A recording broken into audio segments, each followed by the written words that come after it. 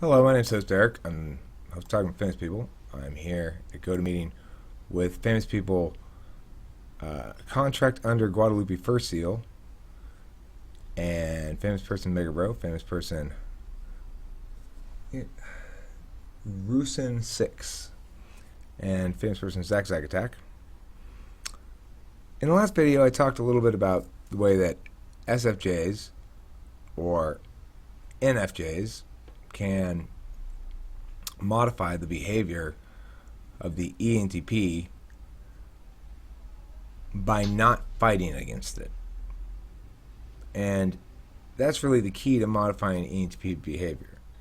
ENTPs are people who always want to have a pat on the back to motivate them and never want to have a kick in the ass. Sometimes we need a kick in the ass, but we respond better to positive reinforcement. And we respond best to situations like the one I described in the previous video, where I was motivated to mitigate a course I was proposing, where the course was accepted as a wise course of action, but the specifics of it needed to be changed a little bit. That's what the ENTP wants somebody to do for them. They want to be able to say, here's some big ideas.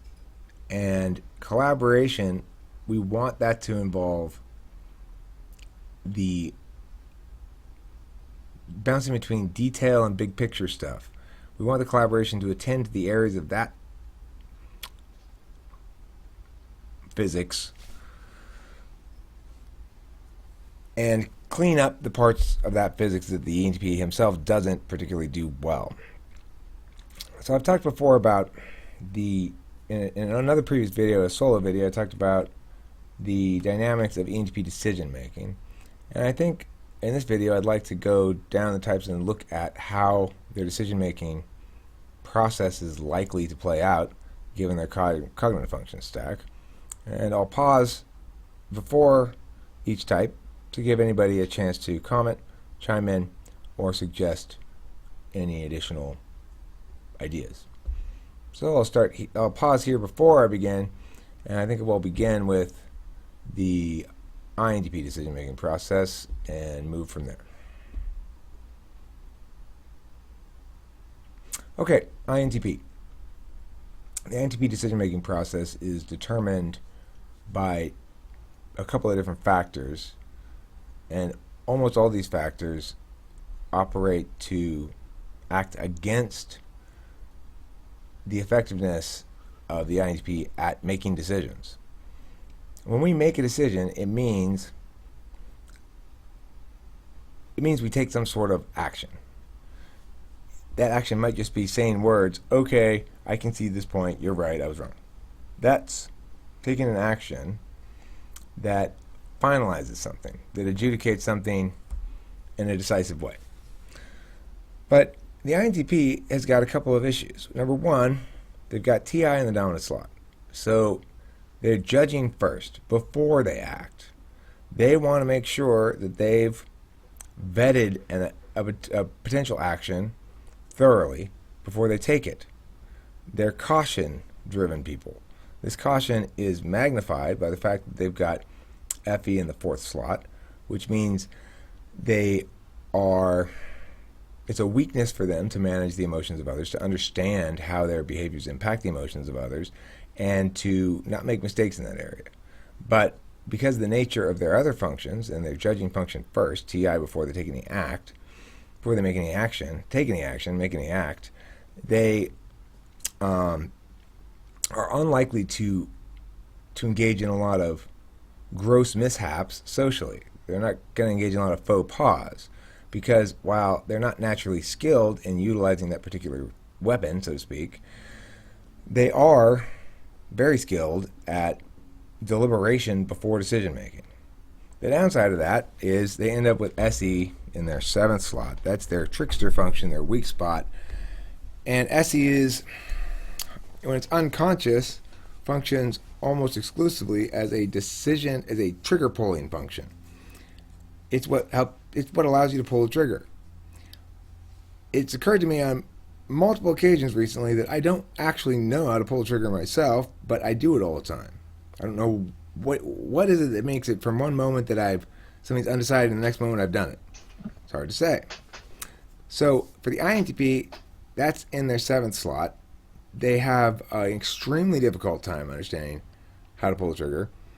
And when they do pull the trigger, it's probably at the end of a big buildup of psychic and spiritual energy about how much they really don't want to do this thing they're supposed to do, about procrastination, about all that kind of stuff that the INTPs have that clutters up their potential to achieve.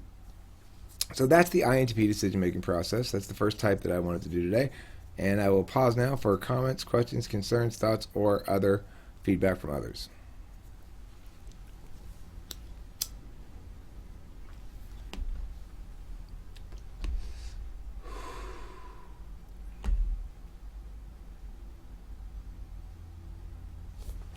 Wouldn't that indicate the INTP? Let's see if I can read this a little bit bigger. The INTP, TINISIFE, be a pseudo SE in a sense. Well, I mean, here's the thing. The NE is your extroverted sensing. I mean, your extroverted perceiving functions, in my understanding, are the thing that cause you to act. So if you've got an extroverted perceiving function in the dominant stack, then you act knowingly. And which perceiving function it is depends on whether those actions are taken in the physical realm, actually acting, or in the metaphysical realm, which is to say that your behaviors are impacting people metaphysically all the time. And I understand how to do that really well. I understand what I'm doing. I don't understand what causes me to actually launch the action, though, the pulling the trigger part. That just sort of happens. That's because SE is in my 8th slot, where it's right near the surface. For the INTP, when they get around to acting, they've got to have thoroughly parsed it with TI. They've got to have checked everything that's in their SI against the thing that they're parsing out in their TI. They've got to have used NE to make sure there's not other possibilities they haven't considered so they can account for everything. And then when they finally do that, they have to worry about how they present it so that they don't offend anybody.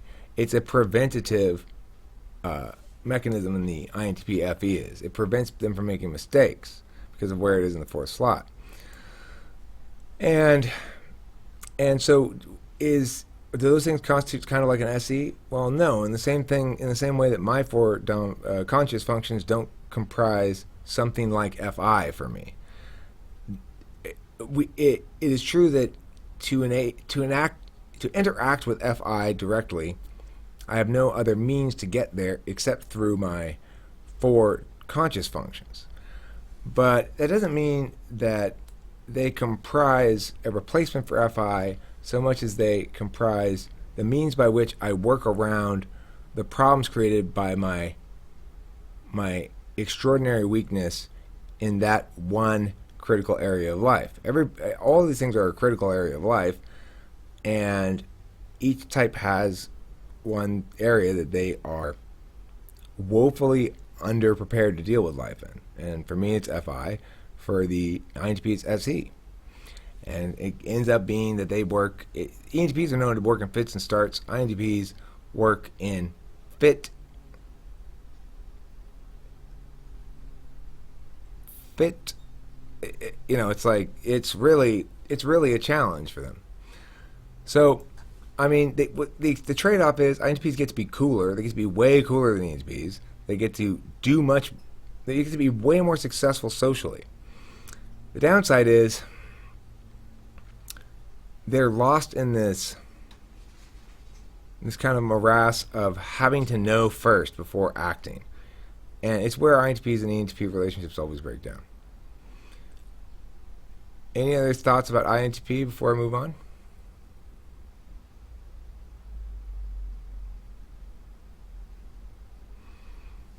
Okay, so contract under Guadalupe First Seal says if he, she, they were to pull the trigger on a whim, it is definitely a result of overindulgence and NE without a long period for TI to stop the action. And it's because the INTP doesn't want to be a curling sweeper. The INTP wants to be a precision sharpshooter. They want their action to be to achieve exactly and only the outcomes they expect it to. And they're uncomfortable with the ENTP style, which is contrary. Zachary talked about it in a video. He said, Eric thinks that that if you make a bad video, you just bury it with more videos. But I think if you make a good video, you shouldn't bury it with more videos. And I'm concerned the good videos are getting buried. Eric's happy the bad videos are getting buried. This is a perfect contrast between ENTP and INTP. INTP thinks they can control things. It's an illusion. You can't. You can't, because there are ENTPs in the world, for one thing, and we will always... once you've got everything set up looking like the way you think it's going to look, and you can predict accurately, finally I can predict accurately what's going to happen, and ENTP will walk by and knock all your shit over and say, oh, now rearrange your thing. Here you go. And you go, yeah, I was just about to act. Well, you just got to act. Play it by ear. You got to be a sweeper in curling, not the pusher guy. Not the guy who pushes it away. You guys know what I'm talking about, curling? Yeah. Yeah, it's a sport. It's a big thing in Canada, isn't it? Yeah, Canadians like it. It's kind of cool. Have you ever watched it? I watch it at the Olympics sometimes when it comes on TV. And the broom guys go, trying to make the ice I don't really change. I don't really get what they're sweeping though. Well, they're sweeping the ice. So, for What's example, on the ice? just ice. But what happens is if they sweep one spot of ice, a bunch of them sweep one side of the ice, then that ice gets slightly lower than where the thing is. So it makes it move that way. And then if they sweep in front, if they push sweeping towards the thing, then it slows it down because little grains of ice come up and shoot at it and kind of slow it down a little bit, you know? So they can't touch it, but they can adjust where it goes mid-flight.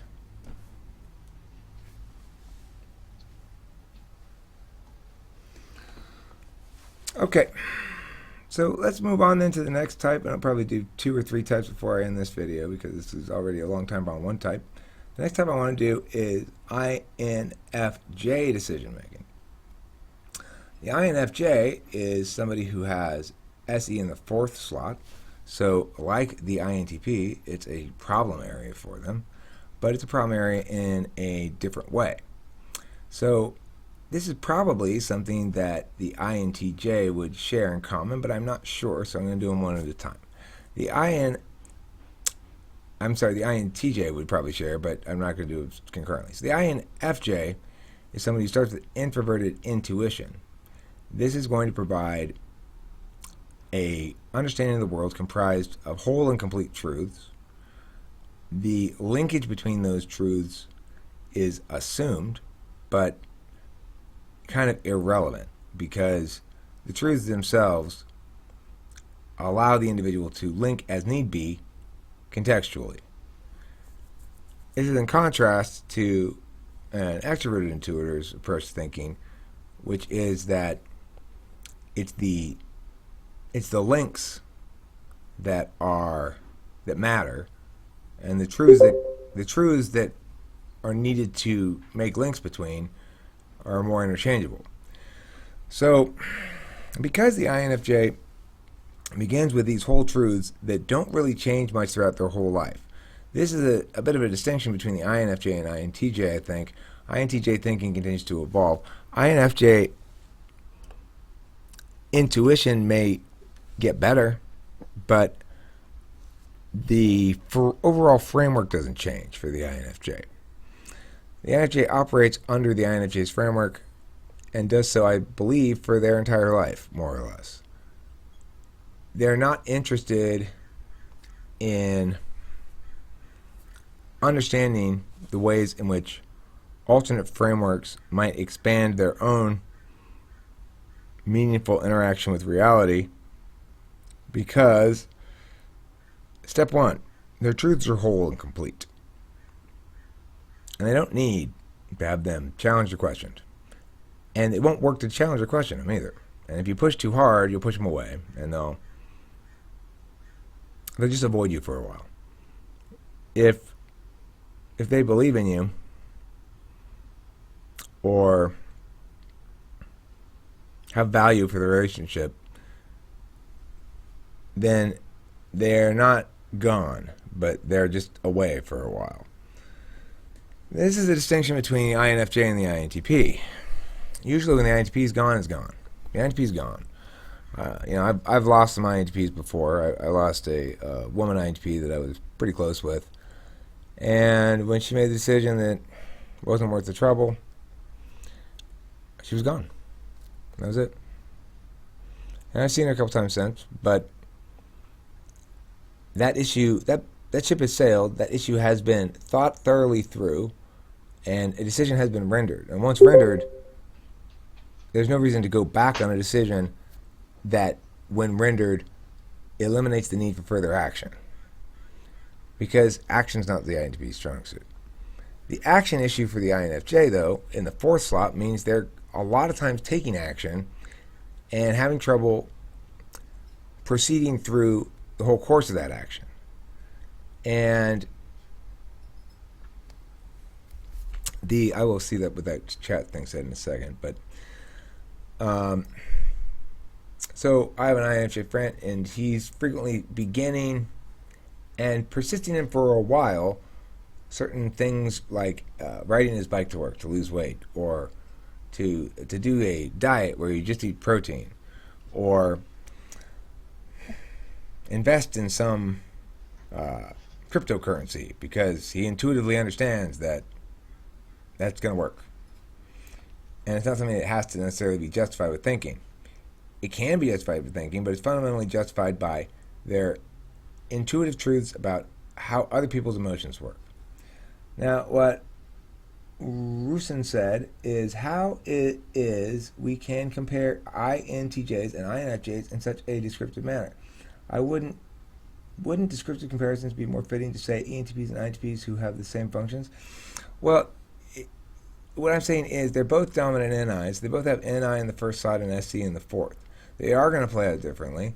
And right now I'm saying that the INFJ is going to base their decisions fundamentally on their intuitive understanding of how other people are going to react to X emotionally.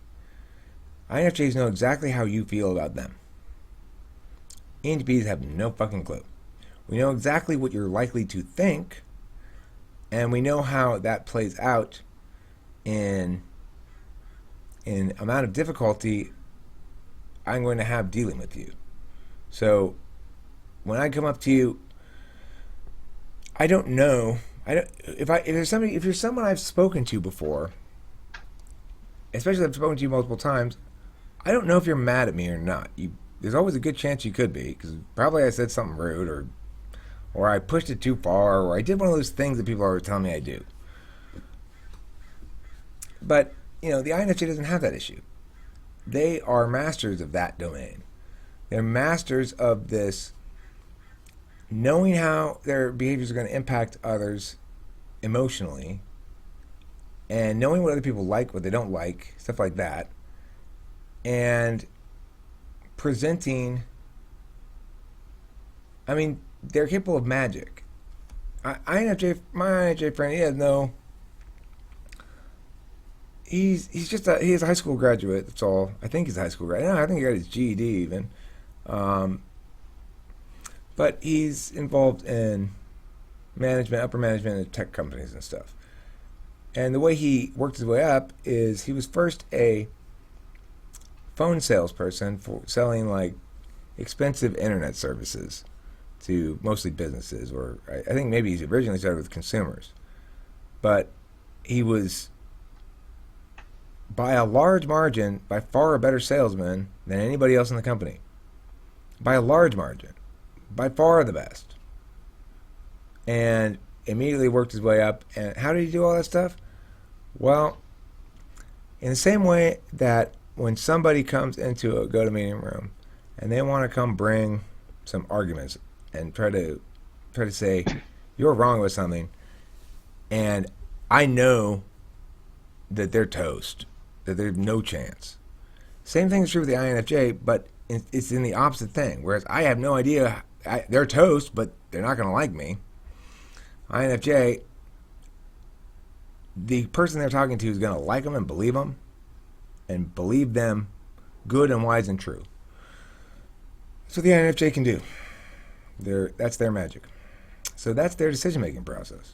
It's based on that stuff. And that's why they're so loyal. That's why, another thing why INTPs value them so highly. They get pissed when it doesn't work.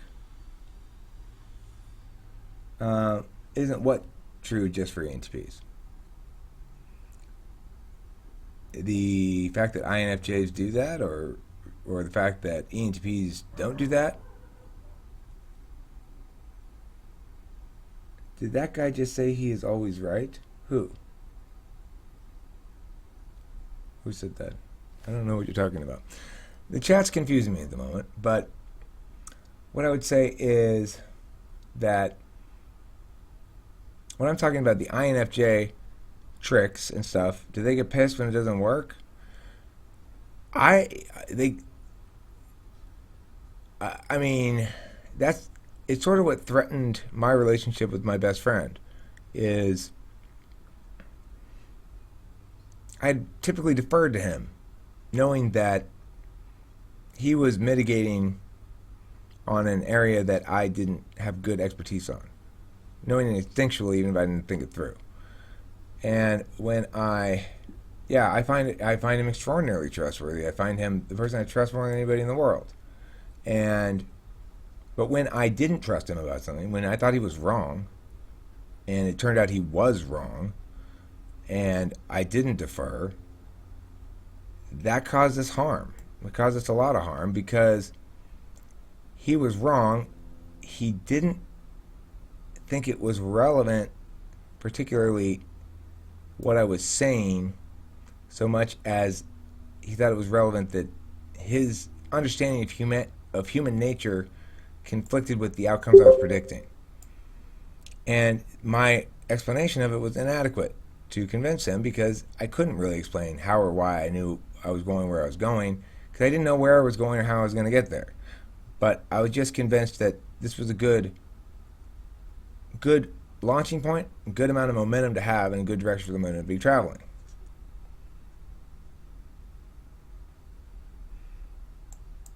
Well, he was wrong. And it took him a long time to decide that he was. But once he did decide he was wrong, he talked to me about what he was wrong about. Now, because he's an INFJ, he can't question his own intuitive truths very well. Thinking's in the third slot for him. He's about as good at it as I am at FE. Goodbye, sensitive people. Too judgy. He was wrong. Too judgy. Out of here. Okay. So, sensitive people is gone. So that's my take on the INFJ decision-making process. I think that it's primarily motivated by their intuitive truths regarding human nature and how others are going to respond emotionally to this act, that act, themselves, or somebody else. Any comments on the INFJ before we draw this video to a close? And I think I'll probably continue down the list of types and do this for each of them, the decision-making process, unless somebody has a better topic, or unless somebody new shows up who wants to be typed, for example.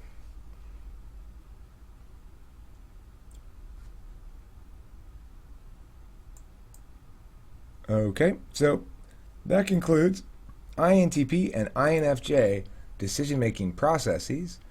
I've been host Eric with some famous people in attendance and contributing some thoughts through the chat. Thank you very much for watching. Hope to see you later. Have a good afternoon.